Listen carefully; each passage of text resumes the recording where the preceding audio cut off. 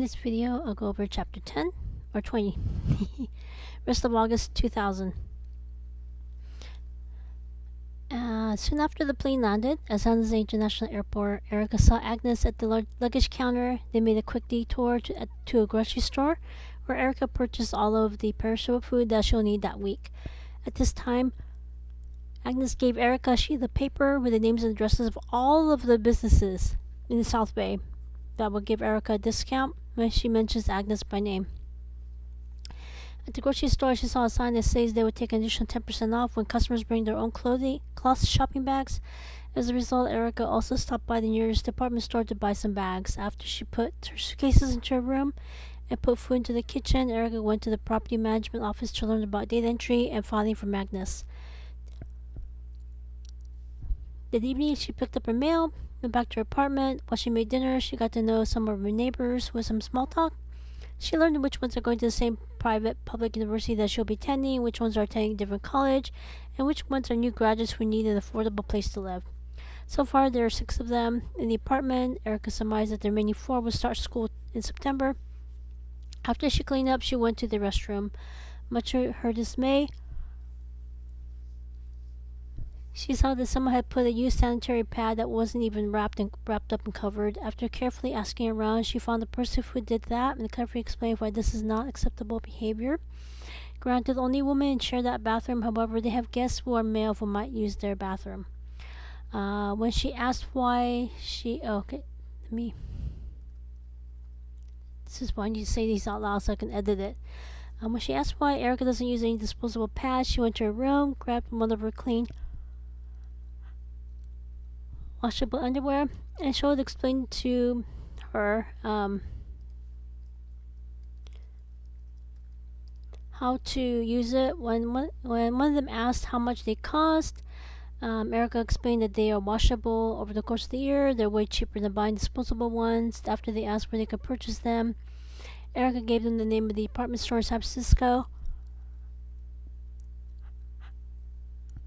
After they thanked her, they went back to the room. Much to her relief, the neighbor she called out apologized for leaving a used plan plain sight and promised to be more discreet from moving forward. Erica nodded.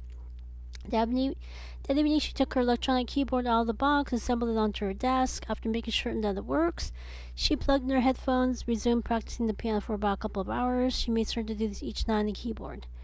Next, Erica took a long hot bath, blow-dried her hair, went back to her room.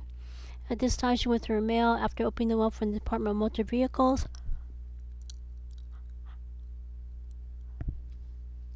And saw a new driver's license with a new address. She came across another rectangular envelope. The sender was Michael Hashimoto, who lived in the neighboring San Jose.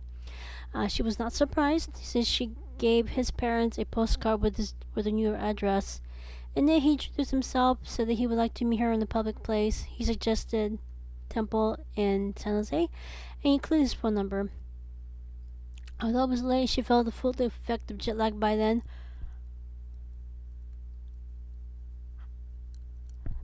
She dialed the number. The phone immediately picked up. She could tell by the voice that he was definitely. However, there's something else. She couldn't quite put her finger on it. After she introduced herself, they agreed to meet at that temple on Sunday at a.m. for services and bid each other good night. She could barely keep her eyes open. She retired after she hung up the phone. The next day,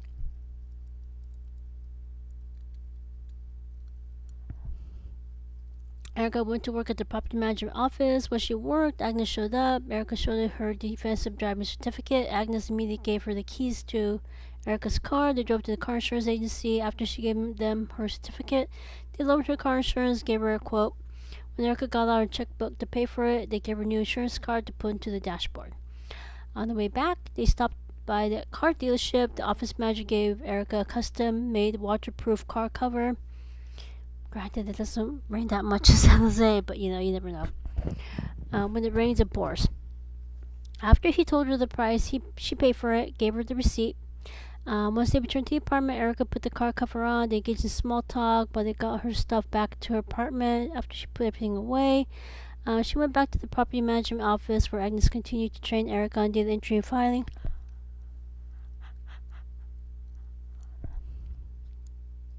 When the neighbors asked about her car cover, she told them where she they can get one for their car. It's not surprisingly, after the weeks went on, or as the weeks went on, she saw more and more car covers in the parking lot. On Sunday, Erica drove to the Buddhist temple to meet Michael. He was a few inches taller than her, with a thin build.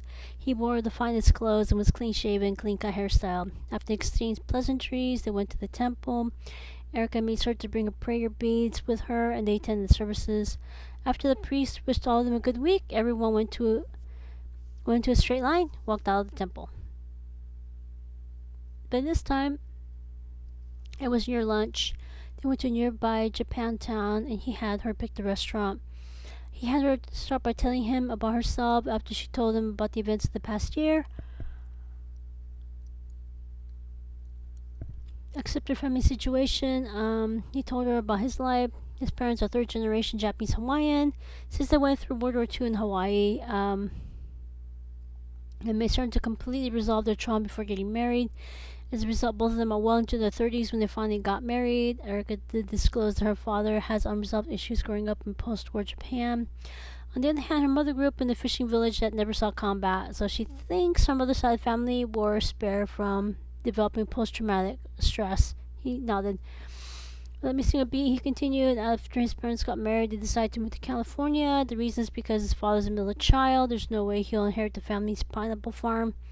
Plus, his eldest brother was already learning the business and was getting ready to take over from their father. All three of their children were born in California. In junior high school and Alcott Middle School, there was an incident with his physical education teacher. Since his parents didn't understand what was going on, they abruptly moved the entire family back to Hawaii. He hated living in Hawaii, so as soon as he turned 18, graduated from high school, he told his parents bye-bye, moved back to California. California, unbeknownst to his parents, he got a full scholarship to attend the California Polytechnic University. He worked odd jobs to pay his living expenses. After he graduated, he moved back to his hometown, San Francisco, to visit, to start his career as a business consultant. At first, he could not even get his foot in the door. However, once he got his first .com company to them see how they run the company, he carefully listened, observed the staff.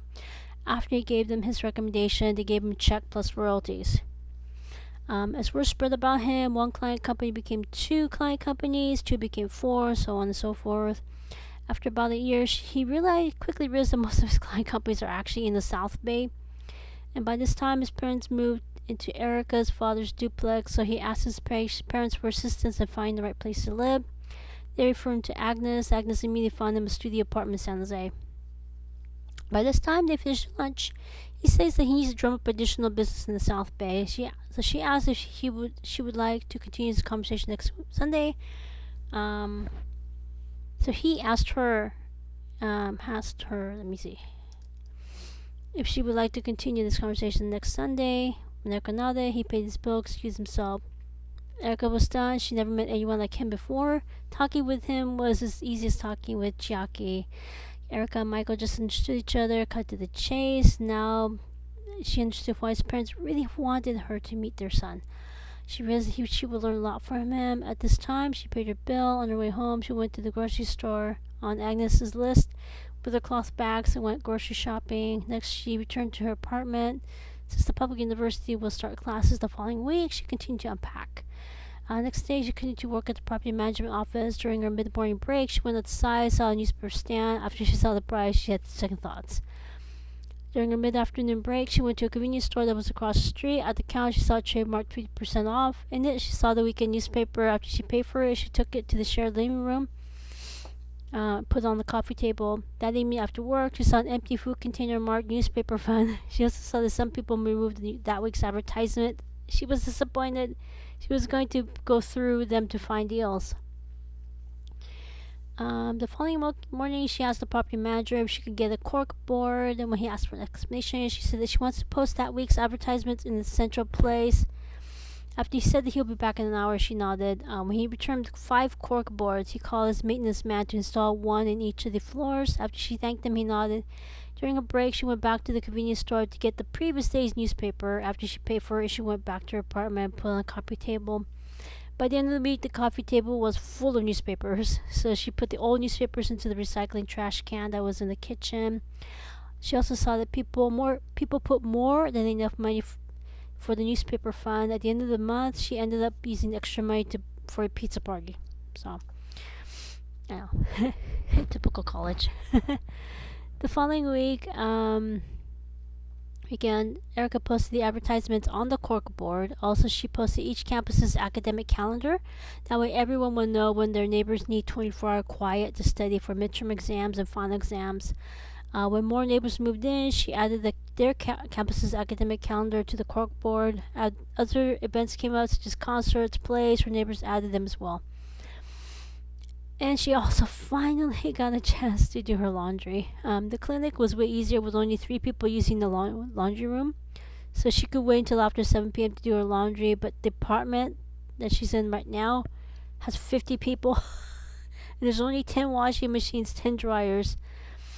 So there's always a bunch of people in the laundry room. So when she asked her neighbors, most of them said they just go to the neighborhood laundromat.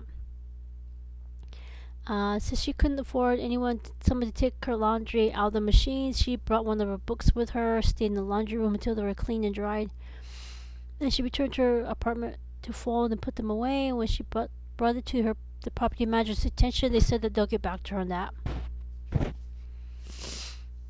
The following Sunday, she and Michael met up at the temple. During lunch, as usual, he cut to the chase. He didn't understand why she admitted the part about her parents and younger sibling.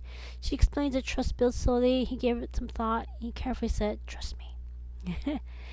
While she talked, she could tell that he was carefully listening to what she was saying. When she finished talking, she gave it some more thought. He said that while Japan's traditional, that may be the best possible solution. However, in the United States, it's different. Granted, some people have entered into traditional marriage. He gave Cole Porter and Frida Kahlo and other people as examples. When she asked whether Cole Porter is the one who wrote the song Anything Goes, that was in the movie Indiana Jones and the Temple of Doom, he nodded. Next, she asked whether or not Frida Kahlo was in the streetcar accident that left her in chronic pain and unable to bear children. He nodded. He also added that Cole Porter's wife suffered a miscarriage as well. She gasped and covered her mouth. He nodded. After she regained her composure, he added that traditional marriage will not take out of a gay person. At first, she was perplexed. However, once she started to process affirmation, she realized that he was telling the truth. It made sense. Both of Chucky's elder siblings are bi, but that doesn't mean that they're straight. Chucky and her partner navigating their way into a straight relationship. However, they're both still trans. So at this time, he asked her what she's thinking. She carefully told him without disclosing Chucky's name nor the names of her siblings. He saw that she understood exactly what he was saying. He gave her one more piece of advice. Throughout college, she saw several friends get married right out of college. Some of them already divorced. Again, she gasped and covered her mouth. He nodded. By this time, they finished the meal. After agreeing to meet the following Sunday, he paid for his meal, excused himself. At this time, she went to the grocery store to buy that week's groceries. When she returned to her apartment, one of her neighbors, Yennefer, who attended the same campus, asked her which class she's going to take. After Erica gave her a list of 3 classes, Yennefer told her that Asian American professors do not pass some Asian American professors do not pass students who are either European or Japanese descent. Erica didn't understand the reason. This is the country's history of discrimination that has hardened people of Asian descent. Also, Japan's role in the Second World War has made people see Japanese as the enemy as well. After Erica thanked Yennefer, she made a mental note to drop one of her classes. When she used her computer to access the apartment's internet service, she saw that there are some Latin American studies classes that are still open. The night before her first class, she took her backpack out of her closet, started packing it with school supplies. Fortunately, she kept a 3-ring binder, pens, pencils, binder paper from her time at San Francisco's Community College. So she started packing them. In addition, she took one of her aunt's handmade handkerchiefs, packed it in. Also, in case she had some travel-sized toiletries, when she hoped that she didn't forget anything, she zipped it, got ready to take a long hot bath. The following day, she put on one of her ponchos. She put one of her ponchos on top of her regular clothes. After she put her packed lunch into her backpack, she took the public bus to the university. At the registrar's office, she asked them how to drop drop one class and add another. They gave her the add drop form. She went to the Latin American States professor, asked whether or not she could add her class. Much to her relief, they wrote her name on the class roster, signed her form. She thanked them, went back to the registrar's office to get her class schedule changed. Then she went to her first class. She was one of 2 Asian students. She also saw a couple of students of African descent, one person of European descent. I should probably one person. When the professor saw that the Latin students were confused, the professor decided to put the syllabus and textbook aside, had them move the desks in a circle. Next, the professor had each student introduce themselves as no one volunteered to break the ice. The professor had Erica start. After Erica told her classmates her name, she said that she was born in a country in South America. Almost immediately, one of the Asian students said that he's Japanese Peruvian. Without missing a beat, one Latina student said out loud, "There's 2 of them!" Almost immediately, the entire class broke out into laughter. When they calmed down, one of the students of African descent said that they're from Panama. The second student said that they're Dominican. At one point, the one student, let me fix this. One student of European descent said that his parents came to this country from Spain, and a few Latin students said that they're indigenous Californians. When the United States took over California, they decided to not recognize them as Native American. As a result, their birth certificate says that they're Mexican. So before the end of the first class meeting, everyone saw that why they're in this class, and they exchanged phone numbers and set up study groups outside class. One of the other 2 classes was a writing class that all students must pass to graduate. The other class is an introductory course on public health. In terms of public health class, her professor and classmates are intrigued about Erica. While she introduced herself, she was extremely careful to not disclose anything that Pedar told her is off limits no matter what. Although the professor knows more about the academic side of public health, they're not actually working a desk job. Moreover, Erica worked in public health this past year. Her knowledge and skills about public health was more practical. In addition, Erica was already reading peer-reviewed scientific journal articles, so she was already focused on the graduate level of public health. However, she saw that she's missing a lot of the theoretical aspects of public health, so she chose to take a back seat, let the professor teach her what she needs to know about this subject. With both classes, she made certain to exchange phone numbers with the classmates as well. Since all 3 classes are in the morning, she spent the rest of the day going to the bookstore, get her books. She was stunned to see that the prices.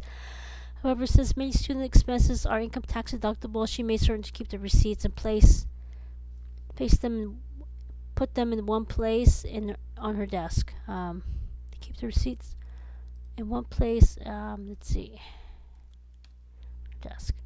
So after she packed her lunch. She ate her packed lunch. She went to the clinic. Although she was disappointed they didn't need any more student assistance that year, she did let them know to call her if anything changes. So she spent the rest of the day at the library to go over each class's syllabus,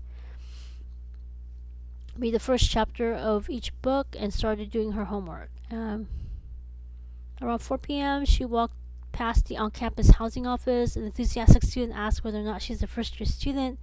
When Erica nodded, the student gave her a welcome box that looked similar to the takeout box at Kentucky Fried Chicken. She also gave Erica a bottle of water as well. After Erica thanked her, the student returned to the office. So at the apartment complex, she used her key card to get into the property management office. After she got that day's data entry and filing done, she went to the mailboxes. She saw a letter from her father. After she opened it, she was not surprised that her father wrote that her uncles are micromanaging him. When her father found one of the hidden video surveillance cameras in his house, he started to take it down. Almost immediately, one of her uncles ran into his house, put a "Do Not Remove" sign directly under the camera. Soon after, her uncle added a bunch more signs throughout the house with other rules. By this time, she knew that he was, air quotes, pulling a Kawalu, so she decided to not write back. However, she cannot afford someone from the property management to come across his letter. She discreetly put this letter in her suitcase and closed it.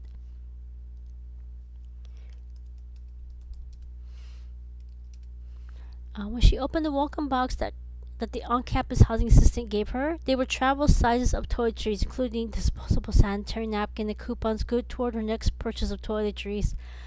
Erica thought this might be a good idea for the Adaptive Fitness Center to give to new customers. So after she removed the sanitary napkin and tampon, she marked it sample welcome box for the Adaptive Fitness Center, made a mental note to bring this to Pedar's attention the next time she goes to San Francisco. The rest of the week went quickly. On August 31st, at the property management company, she saw a pile of copies of bank checks with stamp marked rent paid. There were 48 of them. She works at the office. She doesn't pay rent. That means one unit is unoccupied. After she entered the information into the computer, she filed them away. Then she went to the apartment to make dinner. That evening, she got a call on her cell phone. When she saw the name, she smiled. When she accepted the call, Chiaki said that she's back in town, would like to spend the upcoming Labor Day weekend with her. Erica asked her what she had in mind.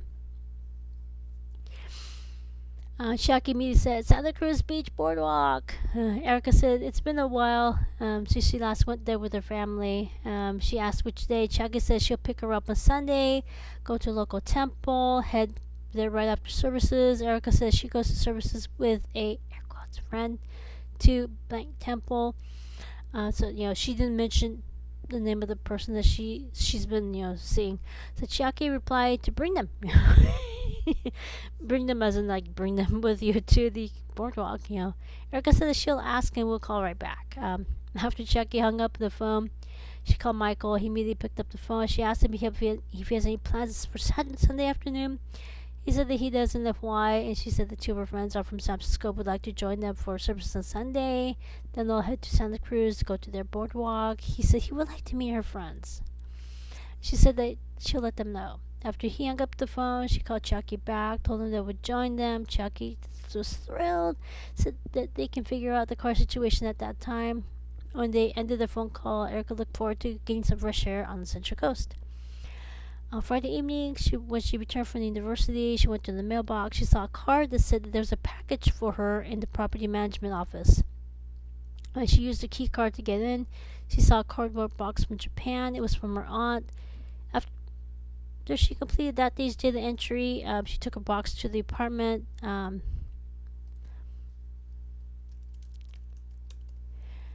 she opened it, she saw lots of food, lots of snacks. Then she saw a cloth bag. She immediately knew what's in it. When she opened it, she saw the same period underwear. However, her aunt used cloth that has the Hello Kitty logo on it. She put a sticky on it, idea for the Murphy department store, and put on top of the welcome box that she will give to the Adaptive Fitness Center. So, after she wrote a thank you letter to her aunt, she put a stamped envelope into the outgoing mailbox downstairs. Next, she prepared for the weekend with Chiaki, Alex, and Michael. She looked around the room.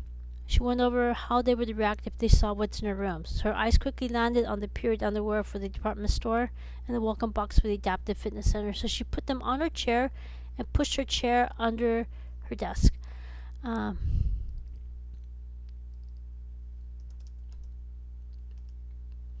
Next, she went to a closet. She saw the boxes of family photo albums that her family left behind.